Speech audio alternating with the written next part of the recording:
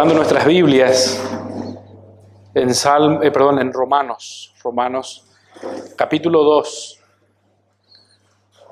El pasaje que analizaremos hoy está entre los versos 14 al 16, pero vamos a dar una lectura desde el verso 12. Dice así la palabra del Señor, Romanos capítulo 2, verso 2 al 16.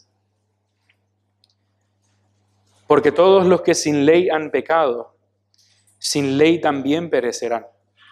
Y todos los que bajo la ley han pecado, por la ley serán juzgados. Porque no son los oidores de la ley los justos ante Dios, sino los hacedores de la ley serán justificados. Porque cuando los gentiles que no tienen ley hacen por naturaleza lo que es de la ley, estos, aunque no tengan ley, son ley para sí mismos, mostrando la obra de la ley escrita en sus corazones, dando testimonio a su conciencia y acusándoles o defendiéndoles sus razonamientos. En el día en que Dios juzgará por Jesucristo los secretos de los hombres conforme a mi evangelio. Habrá notado que este versículo 14 de Romanos 2 continúa una serie de razones ciertísimas, podríamos decir argumentos. Y estos argumentos serán tomados en cuenta en un futuro que la Biblia señala con el día en que Dios juzgará. Observe por favor esta secuencia que justamente muestra esta serie de argumentos. Es igual en casi todas las traducciones de la Biblia. Mire por favor el verso 14. Habrá notado que comienza con un porque. Luego en el verso 13 también comienza diciendo por qué. En el verso 12 comienza diciendo por qué. En el verso 11 comienza diciendo por qué. ¿Por qué? Claramente aquí hay un asunto que Pablo desea enfatizar. Y lo hace dando razones. Entonces, ¿cuál es este asunto que Pablo quiere enfatizar? Miremos aún más para atrás y vayamos hasta el verso 1 del capítulo 2. Dice esto: por lo cual eres inexcusable, oh hombre, quien quiera que seas tú que juzgas. Pues en lo que juzgas a otro, te condenas a ti mismo, porque tú que juzgas, haces lo mismo. Este es el asunto. Todo hombre, quien quiera que sea, varón o mujer, sin importar la edad, la época o el lugar donde nació. Incluso la raza dice, todo ser humano, absolutamente todos, son inexcusables. Es decir, no tienen forma de defenderse, están condenados. ¿Dónde es que están condenados los hombres? En el Tribunal Supremo de Dios. Eso afirma la Biblia. ¿Existe manera en que alguno pueda evitar este juicio? No. Nadie escapará de este juicio. Pero así como nadie escapará de este juicio, preste atención a este énfasis. Dice la Escritura que aún aquellos que se consideran lo suficientemente justos para juzgar la maldad de otros, también serán juzgados. Mire lo que dice el verso 3 del capítulo 2. ¿Y piensas esto, oh hombre, tú que juzgas a los que tal hacen y haces lo mismo, que tú escaparás del juicio de Dios? ¿Piensas esto? Así que el contexto de los argumentos planteados, que van de los versos 1 al 16 del capítulo 2, la primera parte de este capítulo, es claramente el juicio de Dios. Él juzgará a todo ser humano. Nadie podrá huir de este juicio. Nadie tendrá con qué defenderse en este juicio. Y la sentencia para todos por igual es condena. Ahora bien, en este mismo juicio sucede algo singular. dice Pablo que serán juzgados los que sin ley han pecado y también aquellos que bajo la ley han pecado. ¿Cómo es esto? ¿Cómo es que hay quienes están sin ley y otros bajo la ley, pero de igual manera ambos van a perecer? ¿Cómo es esto? Permítame decirlo de esta manera. Aquí hay algo más que Pablo desea señalar. Algo más aparte del claro hecho de que todo hombre será juzgado. Y a propósito, cuando hablamos de todo hombre, aquí en Romanos, estos son los judíos, los que están bajo la ley, y los griegos o gentiles, que son los sin ley. Pero de vuelta, ¿qué es esto de más? Bueno, si usted presta atención, es notable cómo Pablo se dirige de manera muy particular a un tipo de persona. Y ese es ese que juzga. Mire lo que dice el verso 1. Quien quiera que seas tú que juzgas. Tú que juzgas, hace lo mismo. ¿Piensas tú que juzgas que escaparás del juicio de Dios? Luego en el verso 4, ¿quién es ese que ignora la benignidad del Señor? El que juzga. Luego en el verso 5, también el sujeto de corazón duro y no arrepentido es exactamente el mismo que ignora la paciencia y benignidad del Señor, el que juzga. Finalmente en el verso 13, Pablo vuelve a traernos a la mente a ese que juzga y afirma que los justos ante Dios no son los oidores de la ley. El punto es este.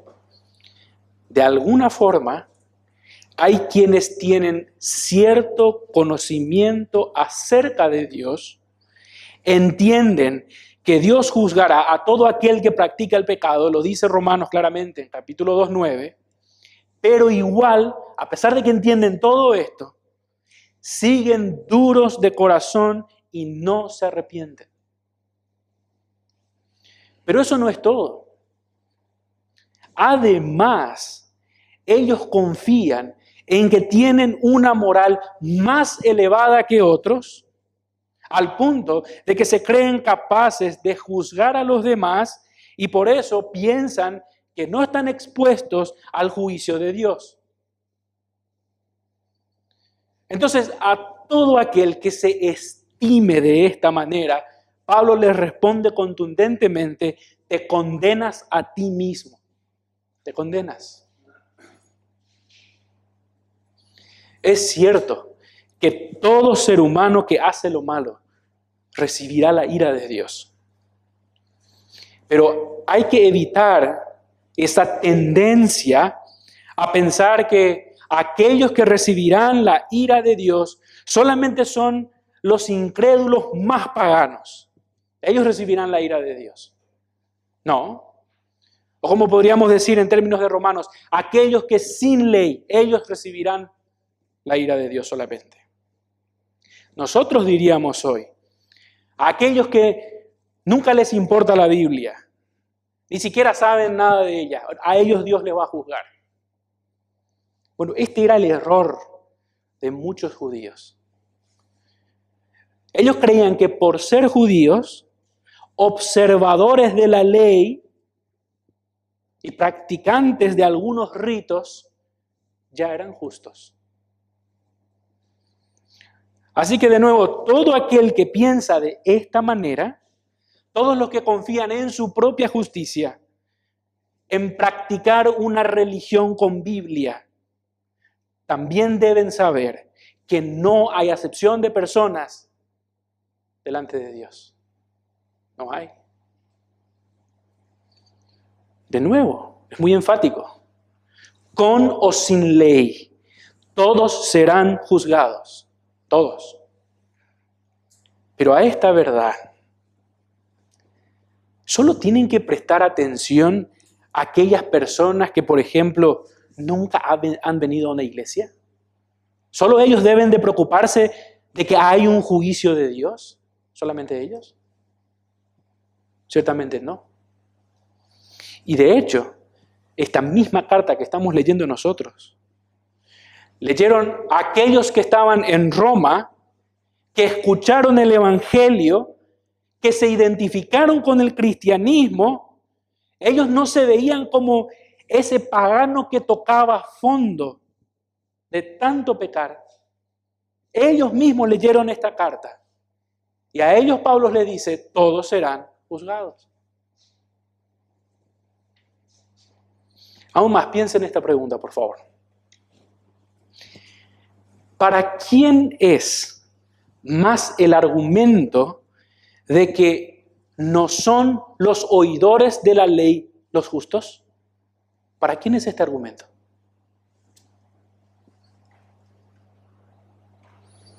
Y aún este otro.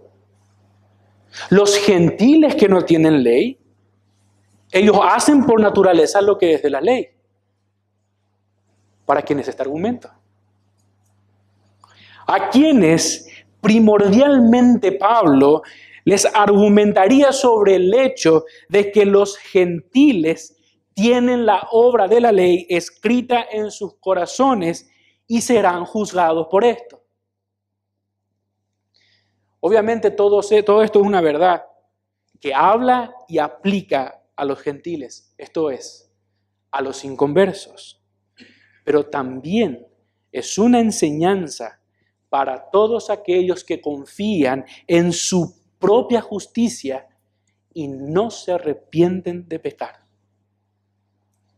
Todos aquellos que se ven a sí mismos como buenos, como religiosos, como más justos que otros, pero tienen un corazón duro.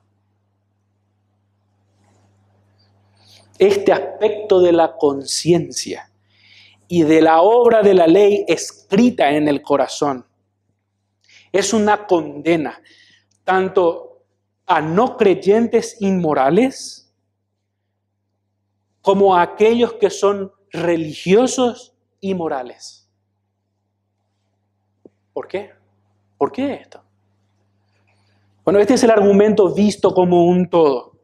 Por una parte, si nosotros consideramos solamente a los inconversos, aquellos que pecan sin importarles nada de lo que la Biblia habla, dice Romanos, que serán juzgados acorde a la conciencia que Dios le dio.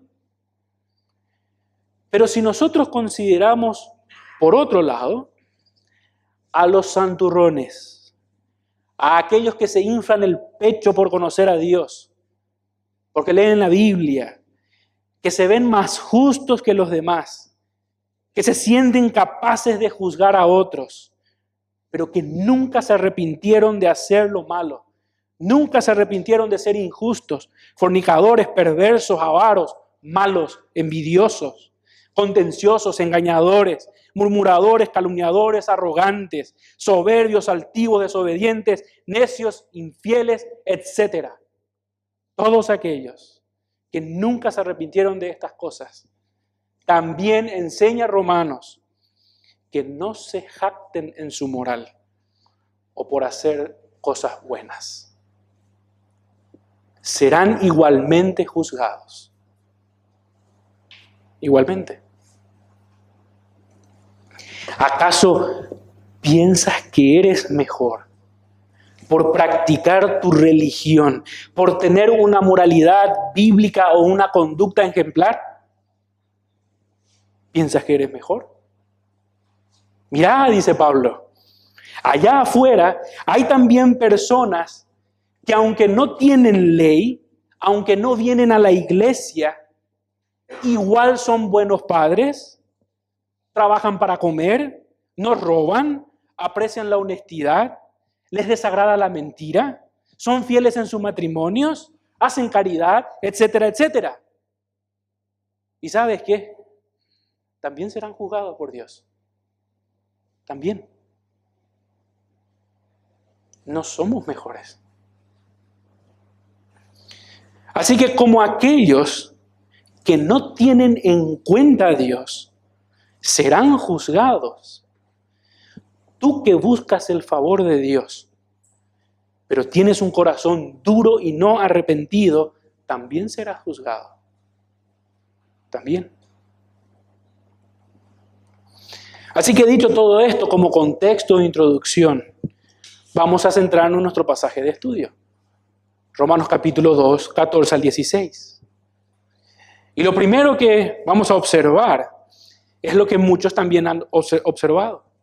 Que los versos 14 y 15 son como una especie de paréntesis. Y que el verso 16 retoma el asunto del juicio que Pablo había arrancado en los versos 12 y 13. Vamos a explicar esto. Por primera vez en todo Romanos, en el versículo 12 del capítulo 2, se habla de la ley. Y cuando Pablo menciona la ley, lo hace para señalar que hay quienes sin ley perecerán y otros por la ley serán juzgados. Este es el contexto donde se menciona por primera vez. Y todo esto porque se afirma previamente que no hay acepción de personas para con Dios. Interesante. Con o sin ley todos serán juzgados porque no hay acepción de personas para con Dios. Alguno podrá quedar con la impresión de que este no es un juicio muy justo, ¿no? ¿Cómo se puede juzgar a alguien sin ley? ¿Cómo Dios va a condenar a alguien que no tiene ley? ¿Cómo es esto? Entonces, como anticipando estas clases de preguntas, Pablo explica la razón del por qué deben perecer aquellos que no tienen ley.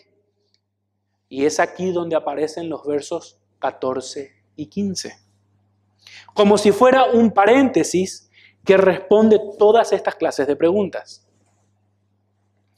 Entonces, una vez explicado este asunto, de cómo es que merecen perecer aquellos que no tienen ley, Pablo retoma el asunto del juicio de Dios en el verso 16.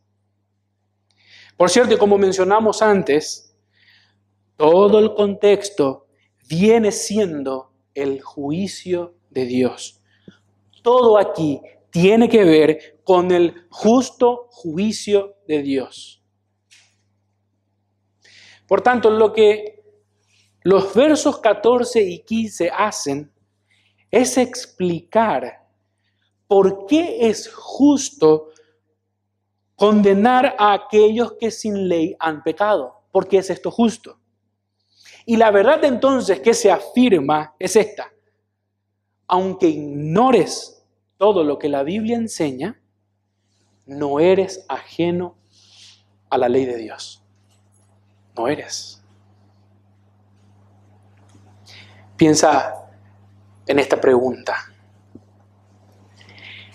¿Por qué tu conciencia te acusa delante de Dios? ¿Por qué?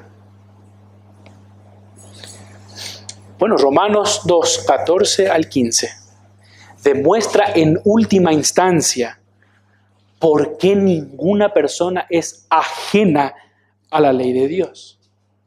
Entonces es sumamente clave que nosotros comencemos observando y preguntándonos acerca de la palabra ley.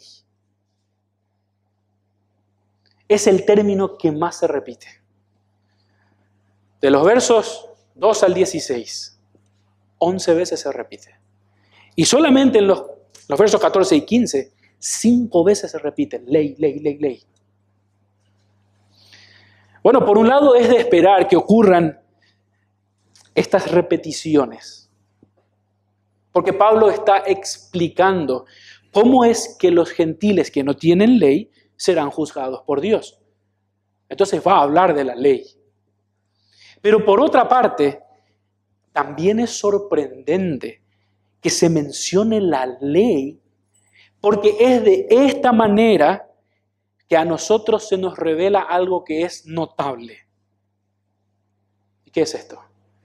Que los gentiles, aunque no tienen ley, no son sin ley.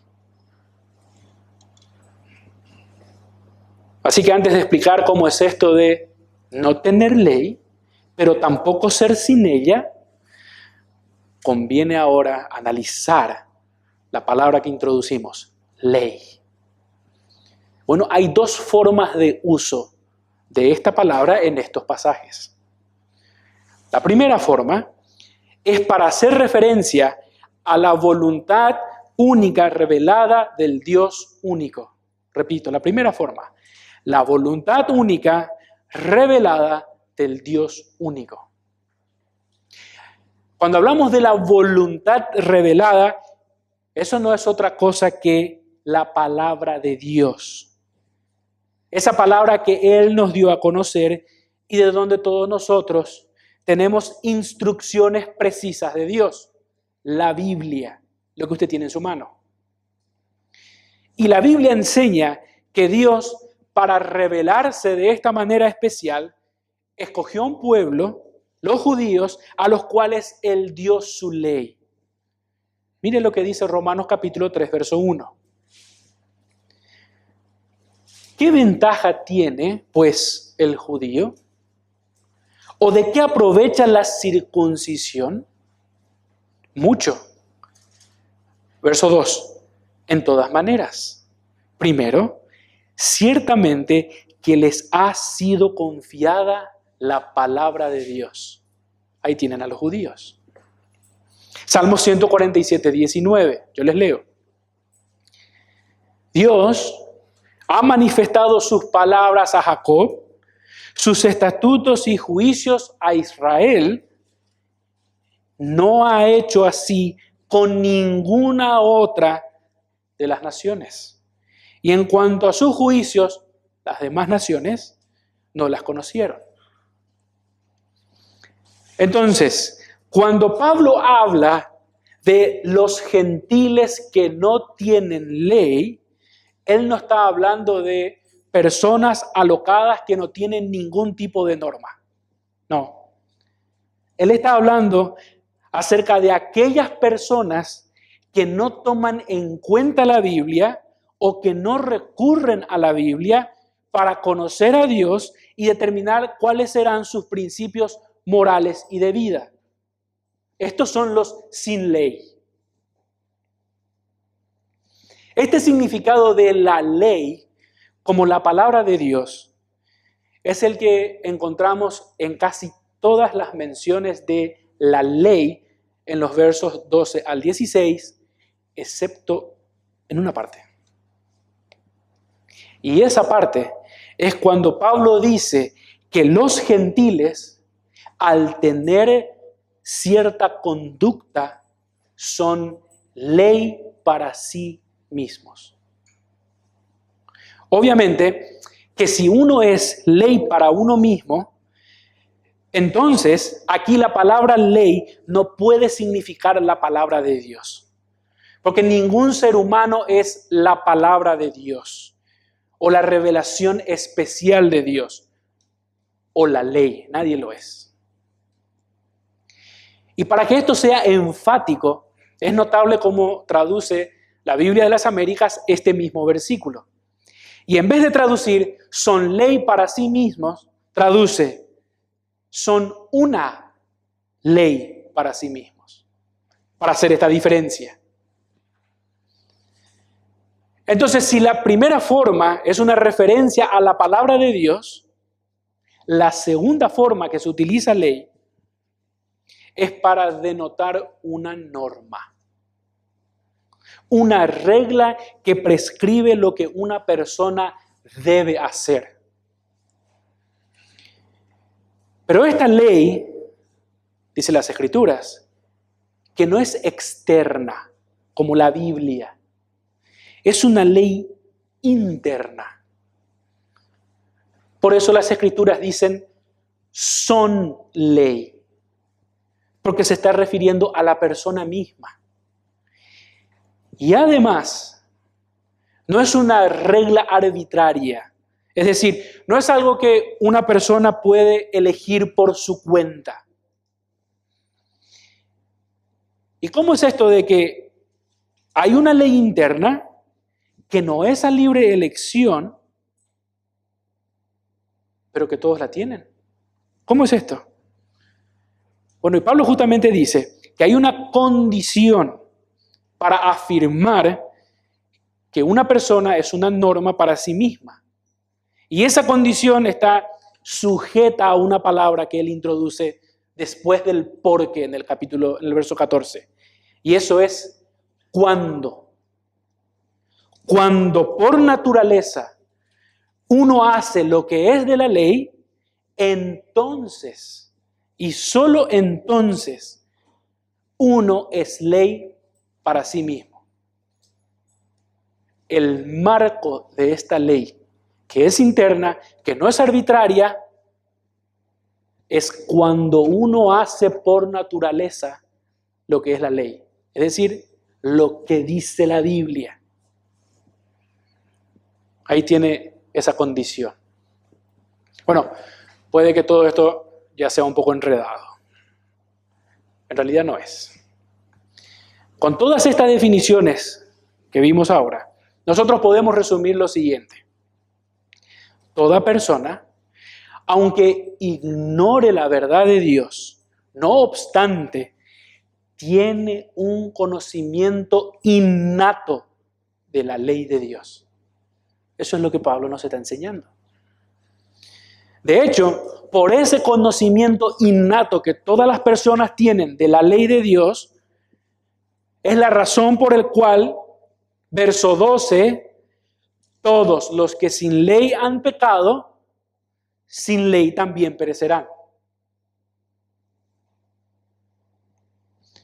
Bueno, con esta afirmación bíblica vienen un montón de preguntas.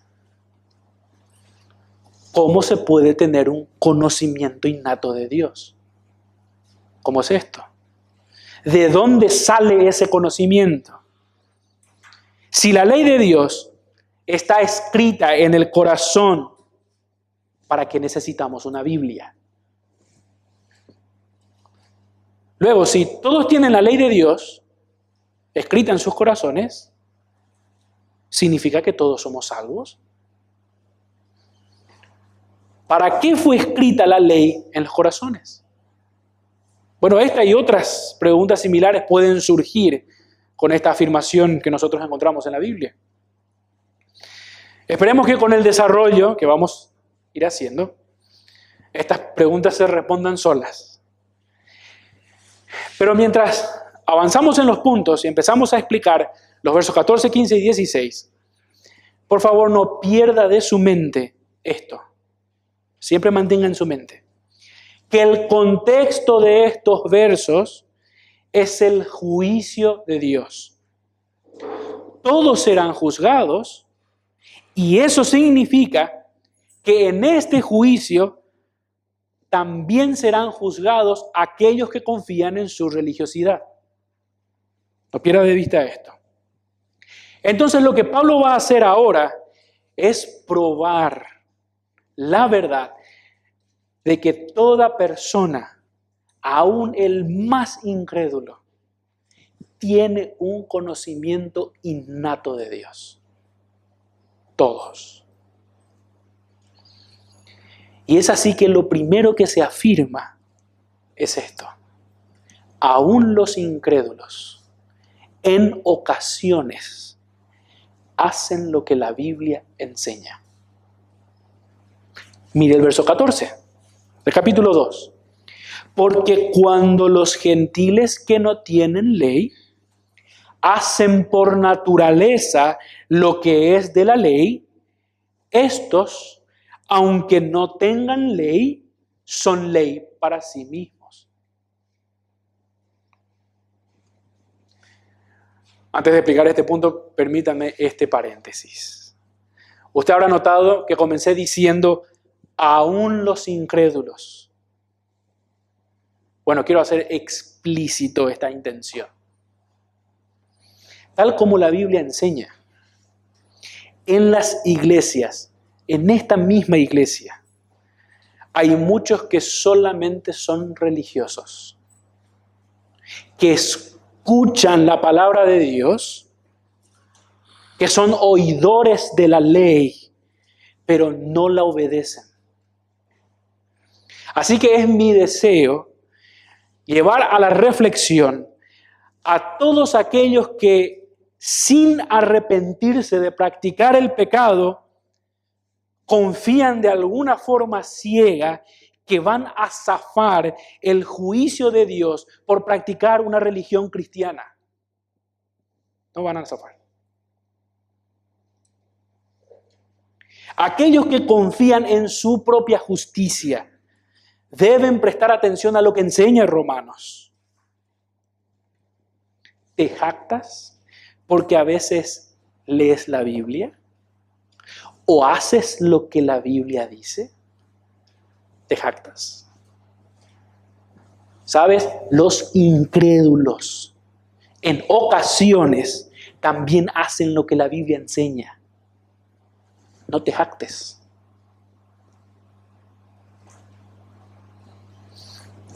Pero aclaremos esto, es importante. Este pasaje no enseña, repito, no enseña que los inconversos de manera constante y natural obedecen a la palabra de Dios.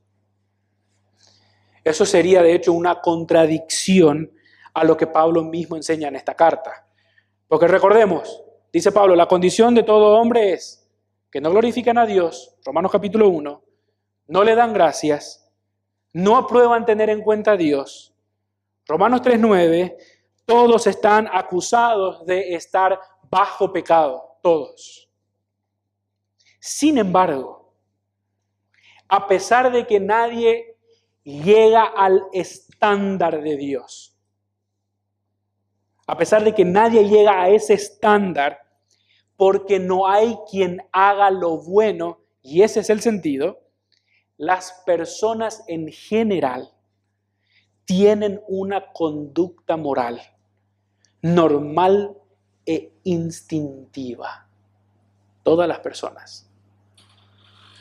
Y decimos nosotros en general porque claramente es lo que Pablo quiere enfatizar. Por eso comienza diciendo ¿cuándo?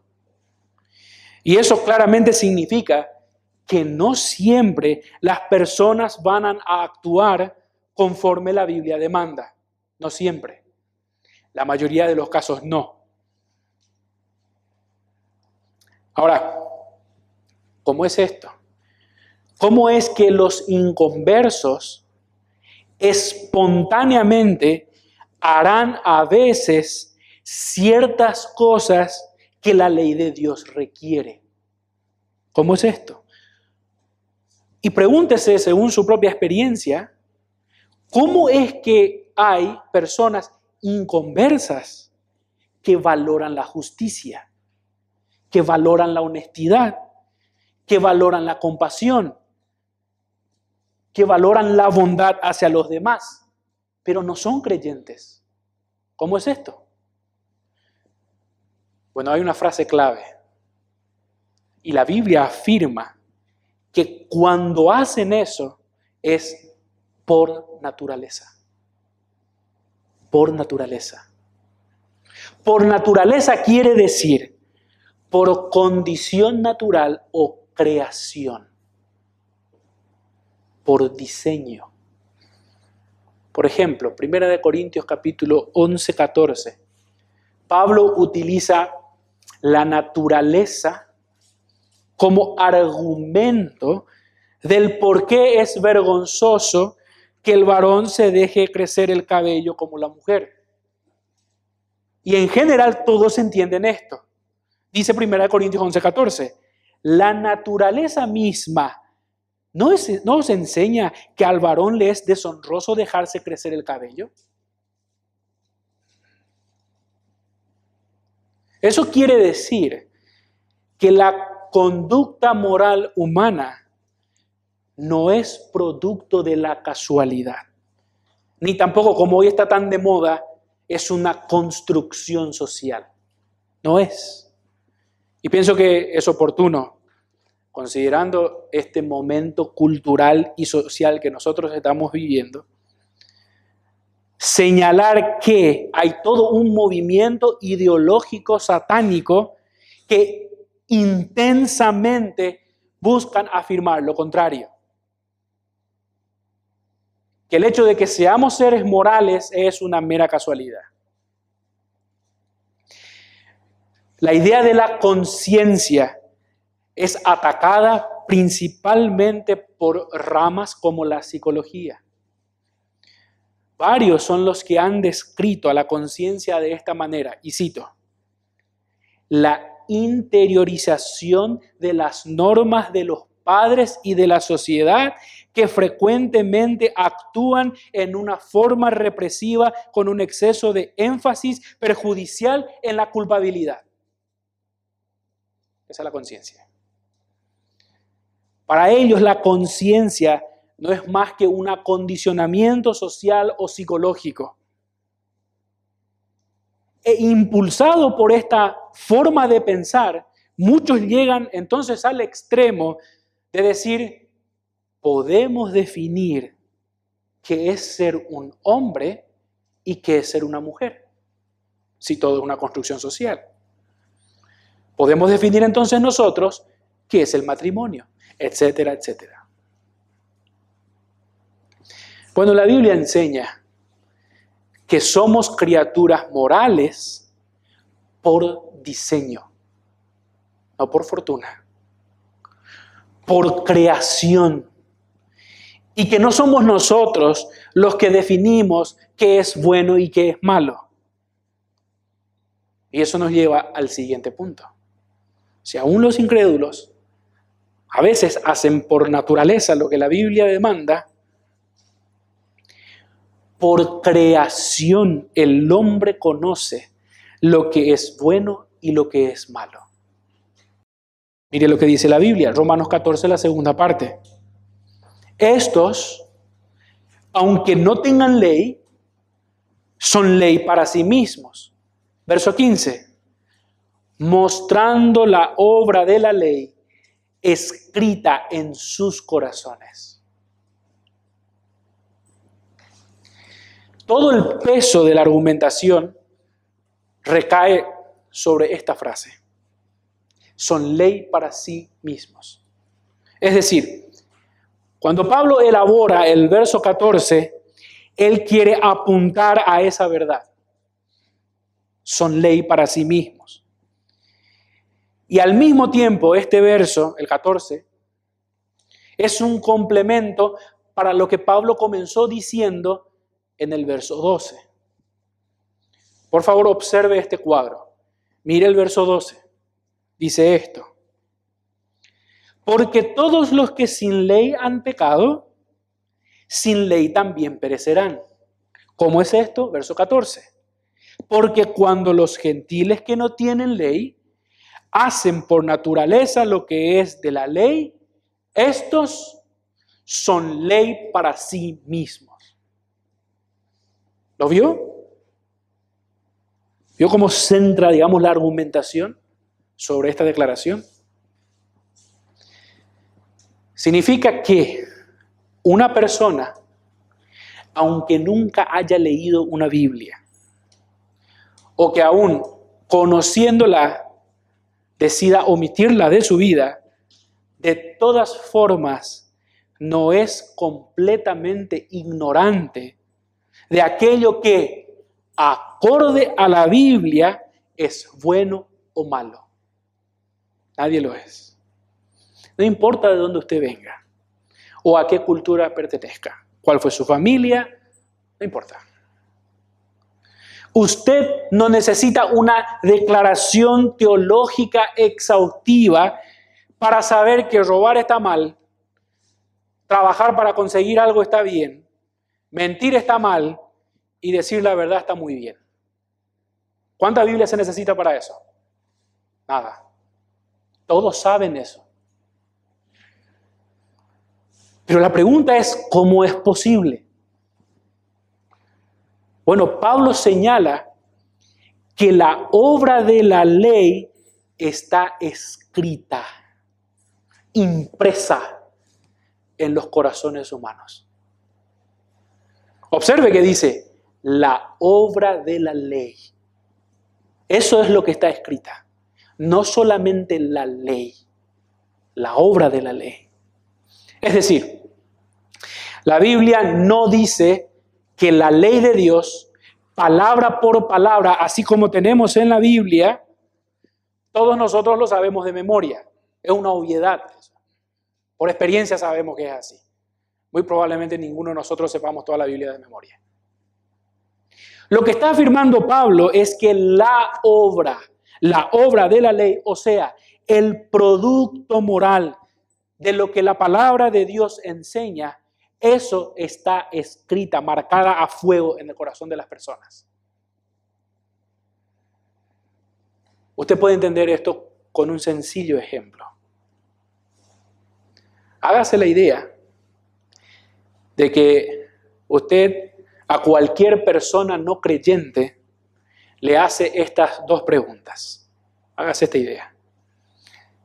Supongamos que usted le pregunta a esta persona, no creyente, ¿conoce lo que dice Éxodo 20:17? Bueno, muy probablemente esa persona le va a responder que no sabe lo que dice. Luego, inmediatamente le hace esta otra pregunta. Dígame, ¿está bien codiciar la esposa del otro?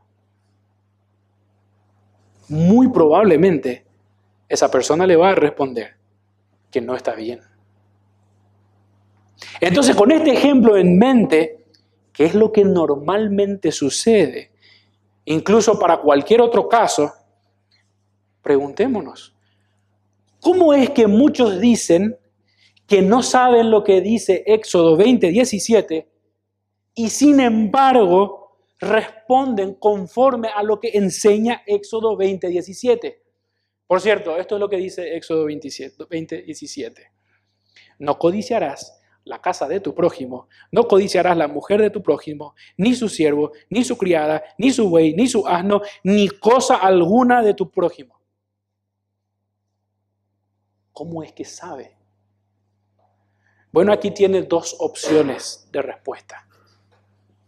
O acepta lo que las ciencias humanas de la conducta dicen, que supuestamente esto se debe a que la persona, la del ejemplo, creció en una cultura de tradición cristiana, pero hace millones de años, cuando éramos casi todos animales, estos valores morales no existían. Esa es una respuesta. O acepta esta otra respuesta, la que Pablo, inspirado por el Espíritu, por Dios mismo, escribió. Romanos capítulo 2, verso 14. Estos, aunque no tengan ley, son ley para sí mismos. Verso 15. Mostrando la obra de la ley escrita en sus corazones, dando testimonio su conciencia y acusándoles o defendiéndoles sus razonamientos. A la final, ambas cosas se aceptan por fe.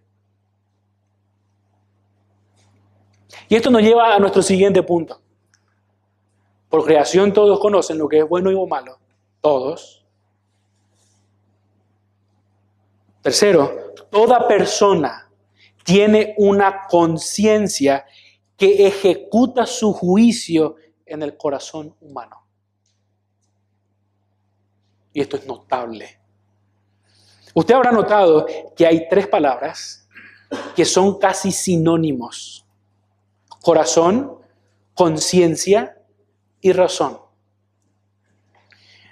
Y con respecto a esto quiero citar lo que dice John Stott.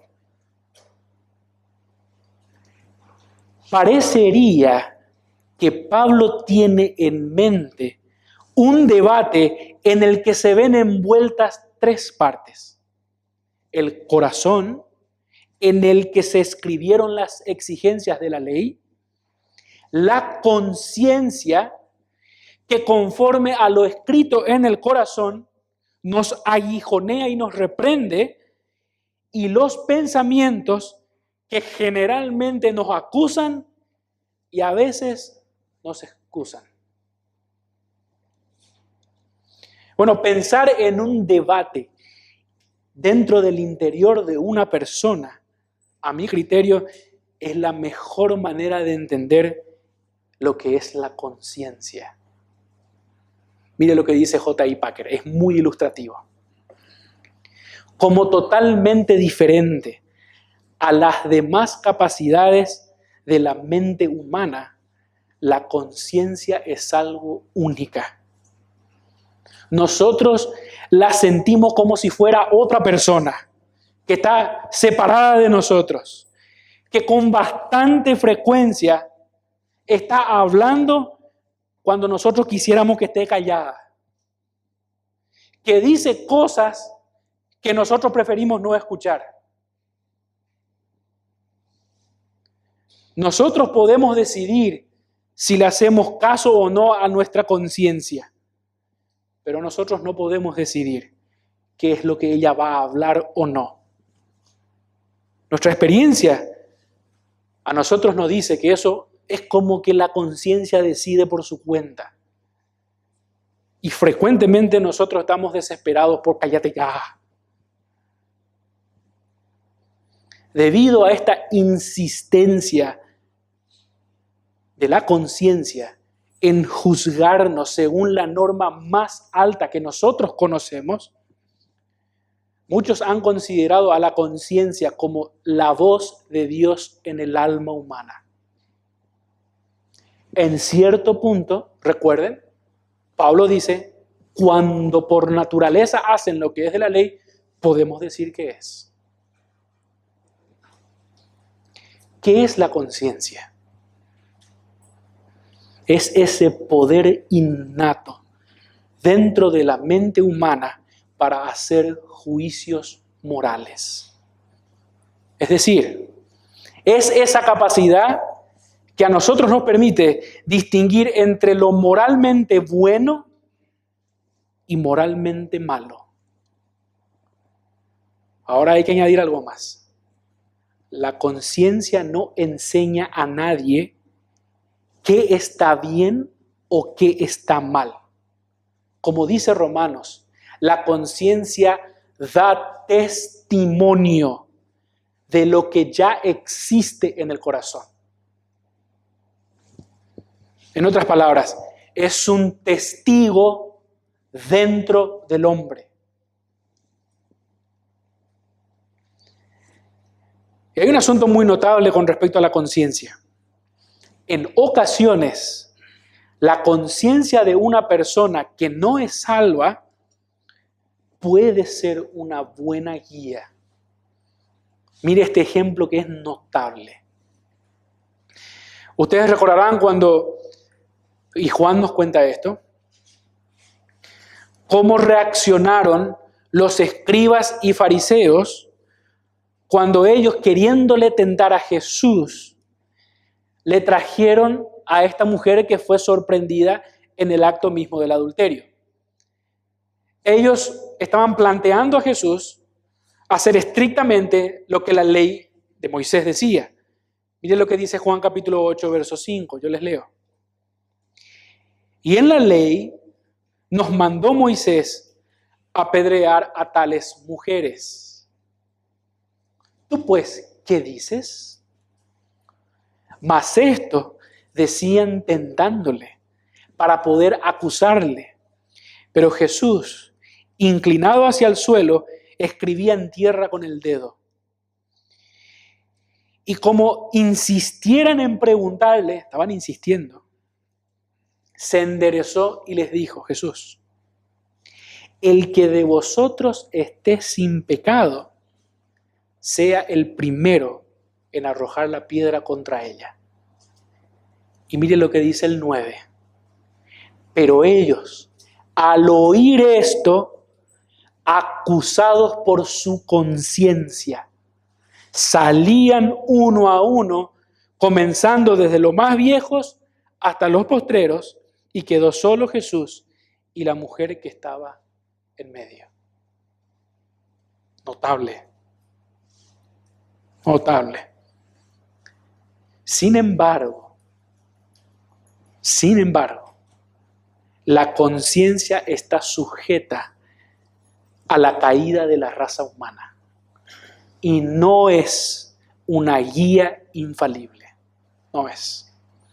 El pecado influye tan adversamente sobre nosotros y a medida que nuestra conciencia se va corrompiendo, va perdiendo su sensibilidad moral.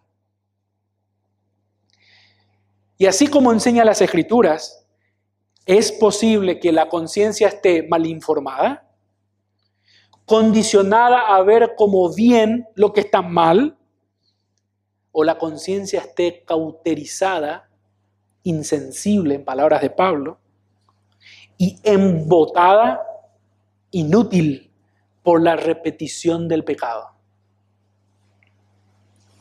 Mire lo que pasó con Pablo mismo antes de convertirse a Cristo, antes de que él sea un creyente. Su conciencia le impulsaba a perseguir a los cristianos. Esto dice Hechos capítulo 26, verso 9. Y es muy enfático Pablo. Yo ciertamente había creído mi deber hacer muchas cosas contra el nombre de Jesús de Nazaret. Ciertamente había creído que era mi deber, lo cual también hice en Jerusalén. Yo encerré en cárceles a muchos de los santos, habiendo recibido poderes de los principales sacerdotes, y cuando los mataron, yo di mi voto. Nos dice Pablo. Y esta ilustración a mí me encanta. La conciencia se puede comparar a unos frenos defectuosos en un automóvil. Puede que haga su trabajo, el freno, en algunas ocasiones, y evite una tragedia. Pero no siempre se puede contar con ellos.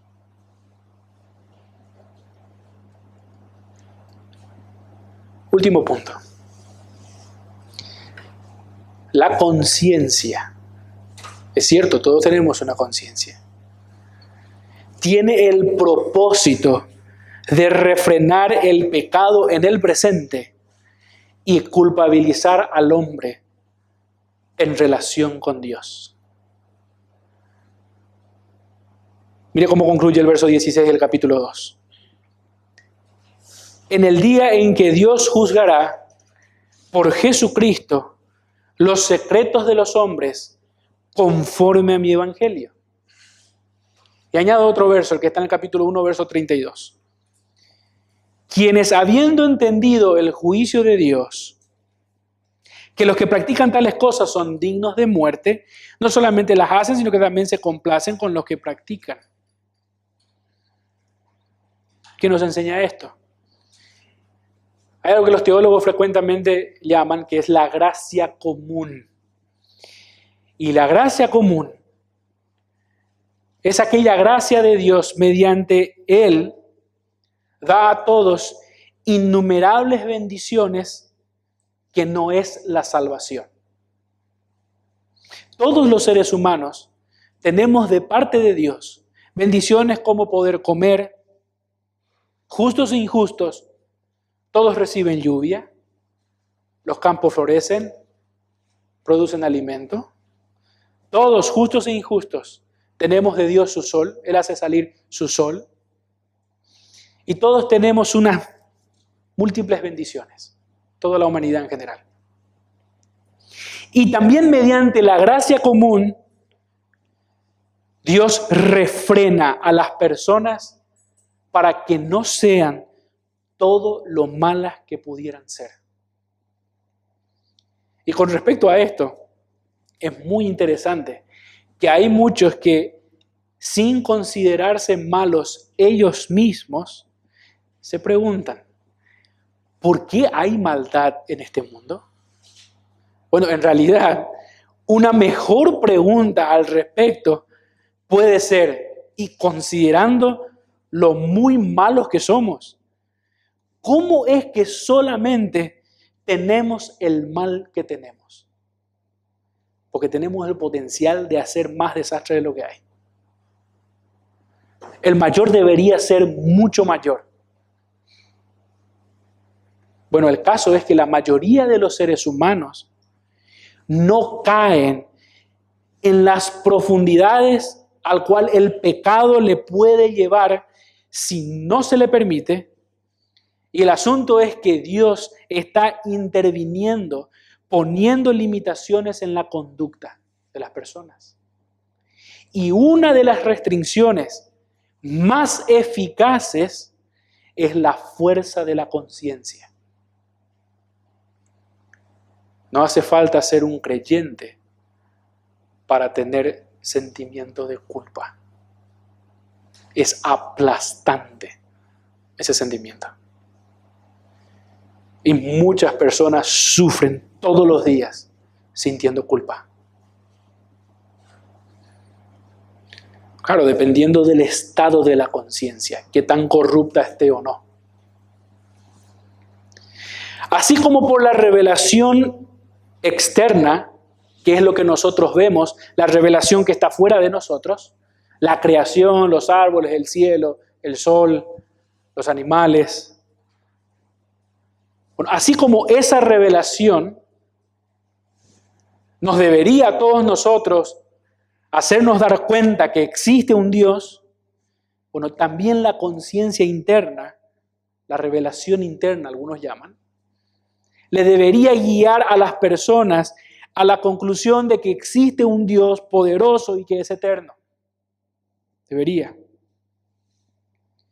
Y si las personas no suprimen este conocimiento innato que tienen de Dios, deberían llegar también a la conclusión de que no están viviendo como Dios demanda. Todos deberían de llegar a esa conclusión. ¿Por qué? Está escrito en su propio corazón que son culpables delante de Dios. Está escrito. Saben, entienden. En general. Y es por eso que termina estos versos con esto. Que un día Dios va a juzgar a toda persona conforme a su evangelio. Y es notable que en este contexto del juicio de Dios se mencione el evangelio de Dios.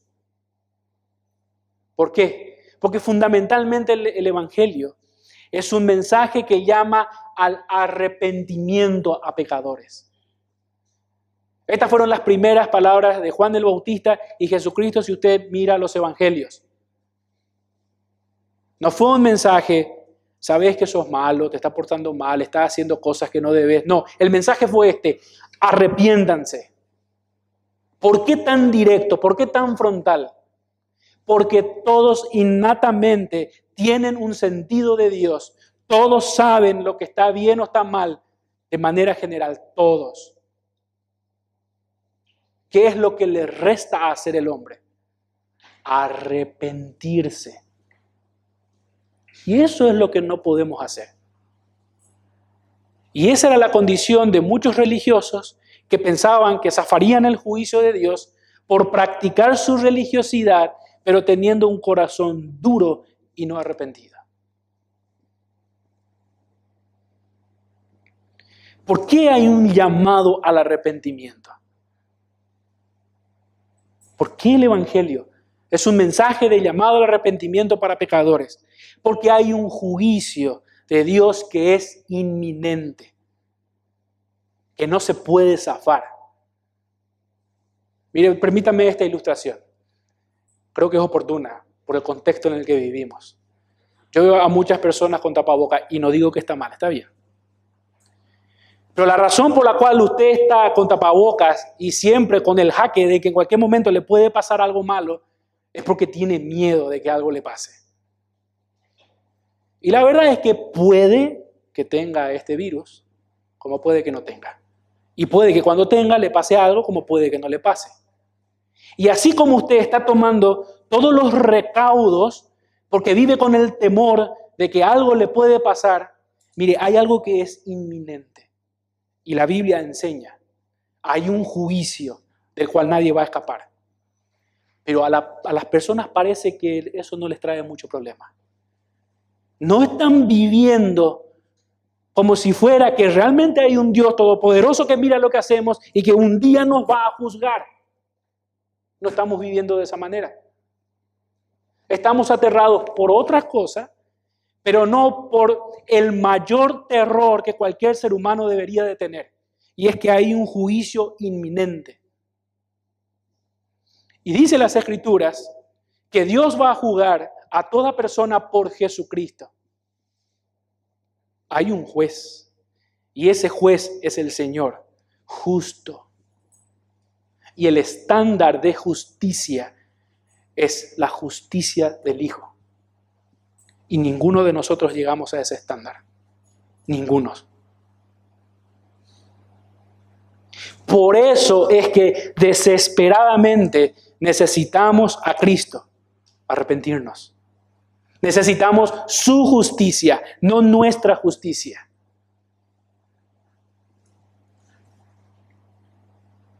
Pero por otra parte, nosotros, los creyentes, leemos estos pasajes y encontramos un consuelo enorme. Porque ese juez, ese mismo juez que condenará a muchos, es también nuestro propio Salvador. Él mismo. Y nosotros estamos confiados porque fuimos justificados por la fe y tenemos paz para con Dios. Y muchos no tienen paz para con Dios y les aplasta el sentimiento de culpa porque siguen con su corazón duro y no se arrepienten. Y Dios no va a hacerle fácil a nadie que se saque de la cabeza ese sentido innato que todos tienen de Él. Su mayor problema no es lo que le pase ahora en esta vida. Su mayor problema, si no se arrepiente y no cree en la justicia que Dios ha proveído para los hombres, es estar cara a cara frente a ese juez. Y no es cualquier juez. Porque dice las Escrituras, ante ese juez serán juzgados los secretos de todos. ¿Qué es esto? Dios conoce tu corazón. Él sabe si estás genuinamente arrepentido o no. Él sabe por qué estás presente hoy. Él sabe. Nosotros podemos engañarnos entre nosotros, con apariencia de piedad, mostrando bondad y un montón de otras cosas. Pero Él sabe si nuestra conducta es producto de una mera religiosidad y estamos a escondidas abrazando pecado y no saliendo de ella. Él sabe. Nosotros vamos a engañarnos, pero a Dios nadie le engaña. Nadie. Él conoce todas las cosas. Él conoce tu corazón. Él sabe si estás arrepentido o no. Y Él observa tu justicia. Y según su estándar, no llega ni va a llegar.